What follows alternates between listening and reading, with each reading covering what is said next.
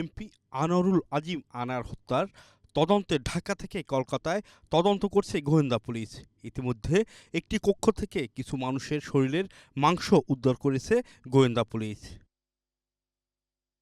কলকাতায় সঞ্জীবা গার্ডেনের বাড়ি থেকে যে মাংসপিণ্ড উদ্ধার করা হয়েছে তা আসলেই আনারের কিনা ডিএনএ টেস্টে নিশ্চিত হওয়া যাবে বলে জানান ডিএমপি কমিশনার হাবিবুর রহমান।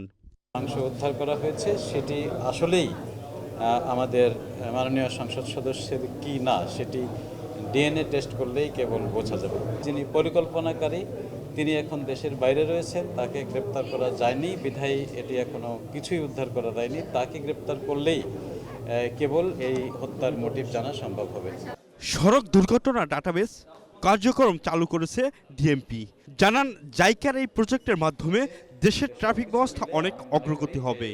আমাদের যে ট্রেনিংটি হচ্ছে সেটি হলে আমরা অনেকখানি ঢাকা মেট্রোপলিটন এলাকার ট্রাফিক ব্যবস্থা উন্নতি করতে সক্ষম হব এবং এই সবটি অত্যন্ত লেটেস্ট। এটির মাধ্যমে আমরা যে স্মার্ট বাংলাদেশের স্বপ্ন দেখছি সেই স্মার্ট ট্রাফিক ব্যবস্থা ঢাকা শহরে বাস্তবায়ন করার জন্য এটি অত্যন্ত উপযোগী এবং জরুরি।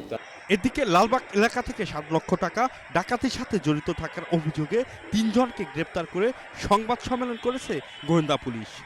সবার ব্যক্তি নিরাপত্তা, প্রতিষ্ঠানের নিরাপত্তা এবং অর্থনৈতিক নিরাপত্তার স্বার্থে সিসি ক্যামেরাগুলোকে স্থাপন করা এবং সেগুলো যাতে করে রেকর্ড সংরক্ষিত হয় সেই বিষয়গুলো মাঝে মাঝে ভেরিফাই করার জন্য আমরা নগরবাসী ব্যবসায়ী সম্প্রদায়কে অনুরোধ জানাচ্ছি।